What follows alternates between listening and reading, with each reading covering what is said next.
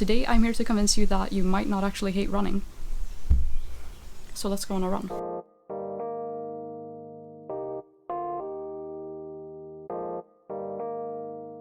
So I usually make videos about gymnastics, but today I'm going to be talking about running, because no matter what sport you practice, running is always a good thing to incorporate into your workout routine. So I'm not a professional runner, but if you want to get into running, I do have some tips that might help you. So here is basically what I do to not hate running and to actually stay consistent with it.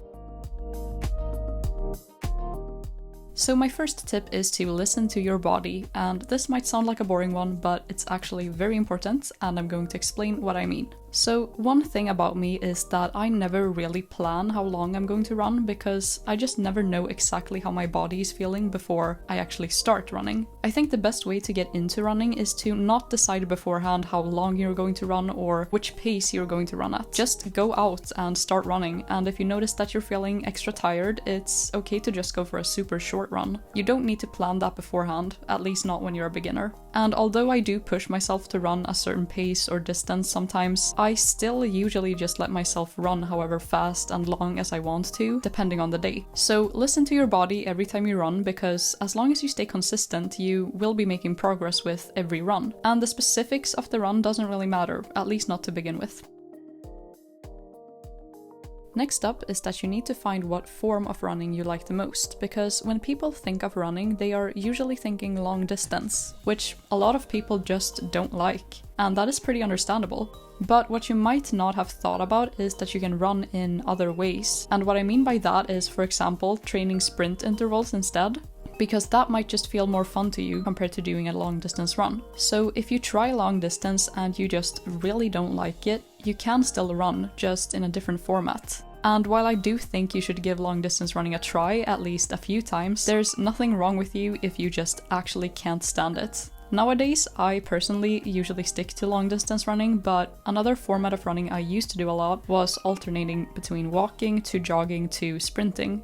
First walking for a few seconds, then jogging for a few seconds, and then sprinting for a few seconds. And then basically just repeating this. At the time I was doing that, I really hated long distance running, and it basically just made it so that running could still be part of my exercise routine, just not long distance running. And another thing that you can kind of customize yourself is the location you run in. Because something that can actually play a pretty big role in the running experience is the material of the ground that you're running on. Running on concrete can feel a lot harder than, for example, running in a forest, like I'm doing in these clips. And for example, running in a park with paths made of something like gravel or sand or anything might also feel easier on your feet.